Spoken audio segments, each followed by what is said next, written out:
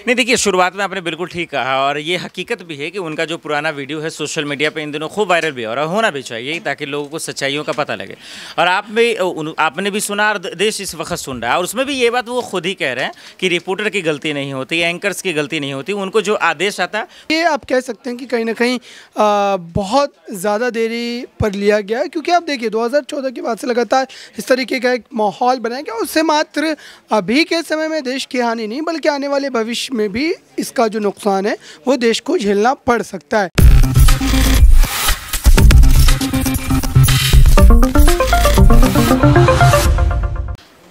दो 2024 में होने वाले लोकसभा चुनाव जैसे जैसे नजदीक आ रहे हैं, एनडीए वर्सेस इंडिया के बीच की जो जुबानी जंग है वो भी अब तेज होती हुई नजर आ रही है। जहां एक और इंडिया जो है वो लगातार ये साबित करने पर लगी हुई है कि वो कहीं ना कहीं जनता के दुखों को समझती है, जनता से जुड़ी हर तकलीफ को समझती है और इसीलिए उन मुद्दों को उठाने का काम कर रही है और कहीं ना कहीं भरोसा दिला रही है देश की जनता को कि अगर जनता गठबंधन को मौका देती है तो उन तमाम मुद्दों को न केवल सुना जाएगा बल्कि उनका हल भी निकाला जाएगा जो 9 साल के कार्यकाल में मोदी सरकार नहीं निकाल पाई।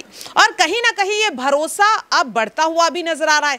लेकिन इस बीच एक ऐसा फैसला इंडिया गठबंधन ने ले लिया है जिसके बाद कहीं ना कहीं जनता का जो विश्वास है वो डगमगाता हुआ नजर आ रहा है। और ये फैसला कल जिस तरह से लिया गया, यानी कि 14 न्यूज एंकर्स को और 4 न्यूज चैनल्स को पूरी तरह से बायकॉट करने का ऐलान विपक्ष कर चुका है, जिसके बाद अब विपक्ष सवालों के घेरे में फंस चुका है और खास तौर पर राहुल गांधी, क्योंकि राहुल गांधी को लेकर के ये उम्मीद जताई जा रही थी कि अब वो अगले प्रधानमंत्री बन सकते हैं, क्योंकि वो जिस तरह से लगातार सत्ता से सवाल पूछते हुए नजर आ रहे थे। लेकिन अब कहीं ना कहीं वही जनता सत्ता से नहीं बल्कि राहुल गांधी से सवाल पूछ रही है। और सवाल यही है कि क्या राहुल गांधी 2024 के चुनाव से पहले बुरी तरह से फंस चुके हैं? अपने चेहरे पर जो एक उन्होंने मुखौटा लगाया हुआ था, क्या वो चुनाव से पहले ही उतर चुका है? और आज के इस खास प्रोग्राम में हम उसी पर चर्चा करने वाले हैं। नमस्कार, नेक्स्ट 9 न्यूज देख रही हैं आप और मैं हूं आपके साथ प्रज्ञा सिंह। बहुत बहुत स्वागत है आप सभी का मेरे खास प्रोग्राम सत्ता से सवाल में। देखिए, जिस तरीके से इंडिया गठबंधन ने यह फैसला लिया और कांग्रेस भी इसका समर्थन करती हुई नजर आ रही है।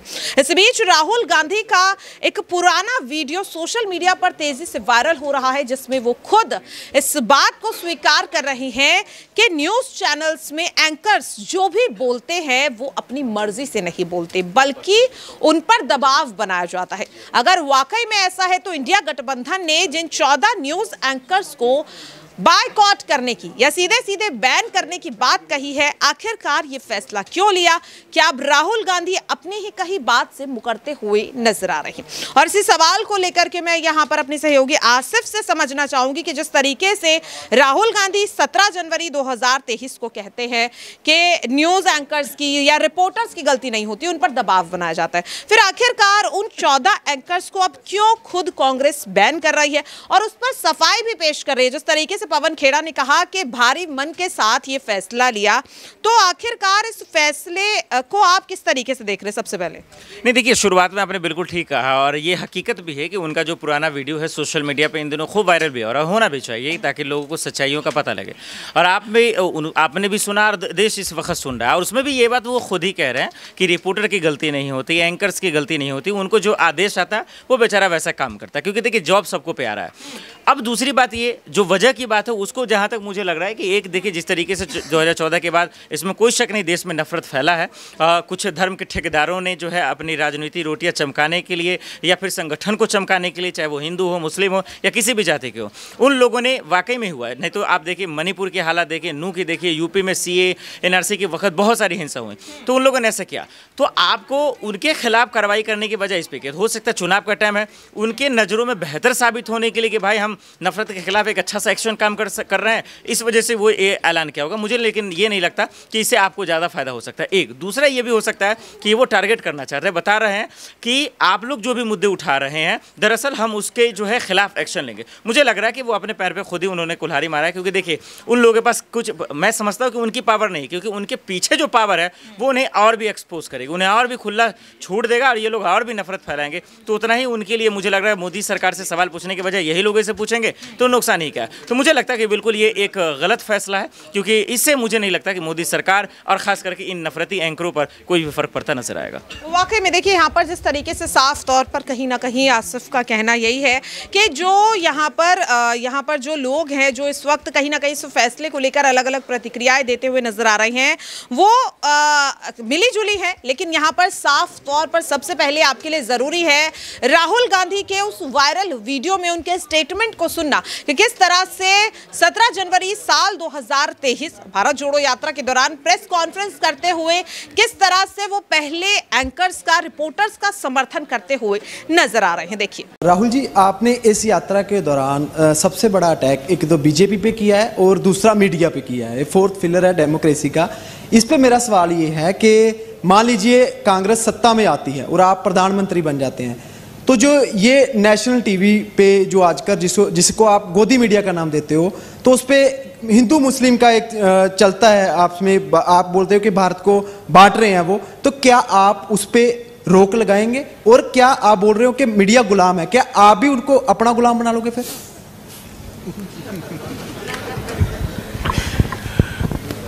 वो गुलाम नहीं मानेंगे, आजाद मानेंगे। नहीं देखिए, नहीं, मैंने गोदी मीडिया तो कभी नहीं कहा है, वो मेरा फ्रेज नहीं है। मैं ये जरूर कहता हूं कि मीडिया को कंट्रोल किया जाता है, मीडिया पे प्रेशर डाला जाता है।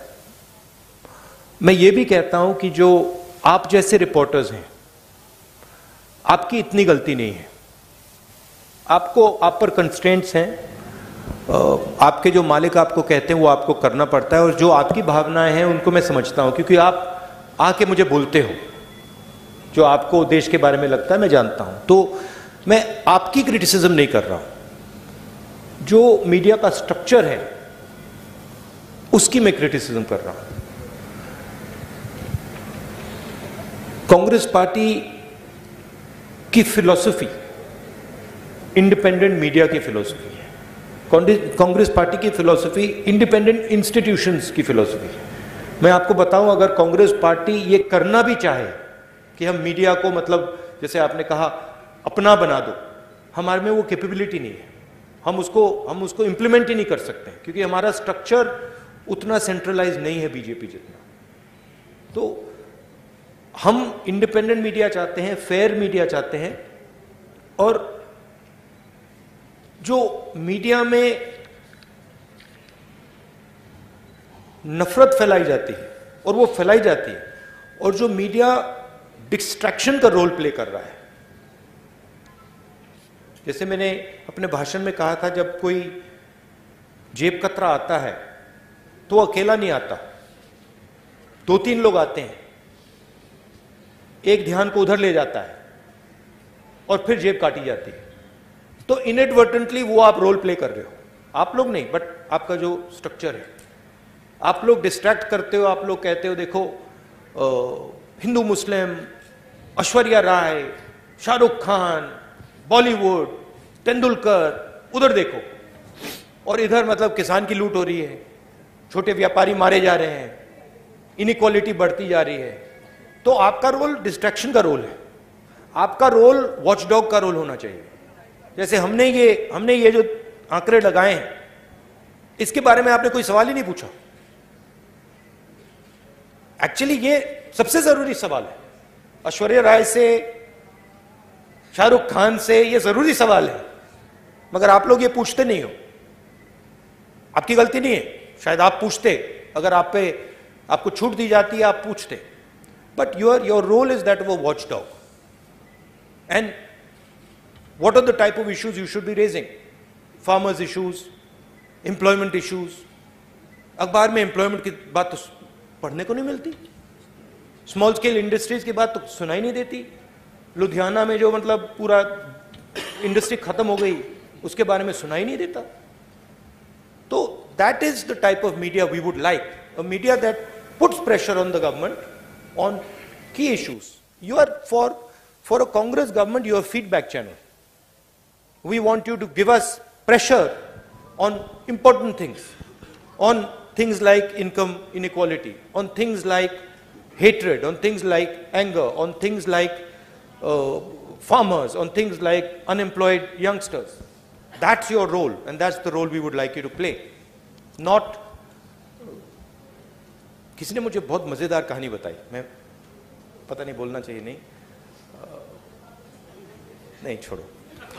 तो देखिए यहाँ पर जिस तरीके से साफ तौर पर आसिफ ने इस फैसले को गलत बताया कि इंडिया गठबंधन ने ये गलत फैसला लिया, न्यूज एंकर्स की, रिपोर्टर्स की कोई गलती नहीं है। यहाँ पर अबरार हैं, उनसे भी समझेंगे। अबरार, देखिए जिस तरीके से आसिफ कह रहे हैं कि 14 न्यूज एंकर्स को बाइकआउट करने का जो फैसला है पूरी तरह से गलत है, आप इसे किस तरह से देख रहे हैं कि जो 14 न्यूज एंकर्स को बैन किया गया है, क्या ये फैसला सही है आपकी नज़रों में?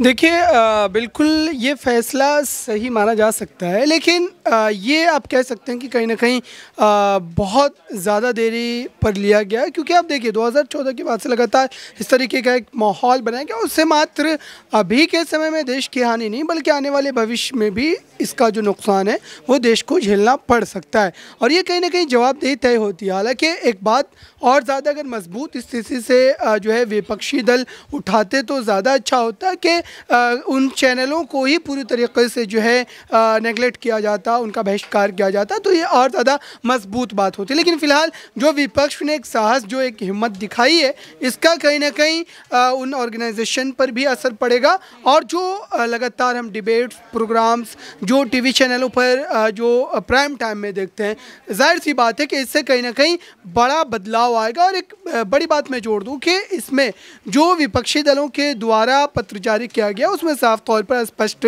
लिखा गया है कि अगर इसके बावजूद भी 2-3 महीनों के बाद अगर इसमें किसी भी तरीके के बदलाव नहीं आते, तो फिर जो विपक्षी दल हैं, जिनकी सरकार लगभग 11 राज्यों में है, वहाँ पर जो सरकारी प्रचार जो इन चैनलों को जाता है, उसको पूरी तरीके से बंद कर दिया जाएगा। ऐसा जब मीडिया कर्मी उनसे पूछ रहे थे कि अगर वो तब भी नहीं सुधरे तो आपकी क्या राय होगी, आपका क्या कदम होगा, तो इस पर उनका ये जवाब था। तो कम से कम इतना लगता है कि विपक्ष ने इस ओर एक कड़ा कदम उठाया है, और इसका कहीं ना कहीं फ़ायदा देश को और जो है आप कह सकते हैं कि जो लोग खबर देखना चाहते हैं उनको भी मिलने वाला है। वाकई में देखिए यहाँ पर कहीं ना कहीं अबरार ने काफ़ी सही बात बोली, क्योंकि आप और हम ही नहीं, जो आम जनता है वो कहीं ना कहीं उन न्यूज़ चैनल्स पर, उन टीवी डिबेट्स पर जो प्राइम टाइम में दिखाई जाती है, उन पर भरोसा करते हैं। और इसीलिए साफ तौर पर अब इंडिया गठबंधन चाहता है कि कम से कम उन प्राइम टाइम की डिबेट्स में वो नफरती जो आग, जो हिंसा जो भड़काने की कोशिश की जाती है, उस पर लगाम लगाई जा सके। अब देखना होगा कि देर से ही सही जो कदम यहाँ पर इंडिया गठबंधन ने उठाया है, क्या उसका कोई फायदा 2024 के लोकसभा चुनाव से पहले होता हुआ नजर आएगा या नहीं। बहरहाल इंडिया गठबंधन के इस फैसले को लेकर आपकी क्या कुछ राय है, कमेंट बॉक्स में जरूर शेयर करें। फिलहाल के लिए मेरे खास प्रोग्राम सत्ता से सवाल में इतना ही। कल फिर होगी आपसे किसी अन्य मुद्दे को लेकर मुलाकात।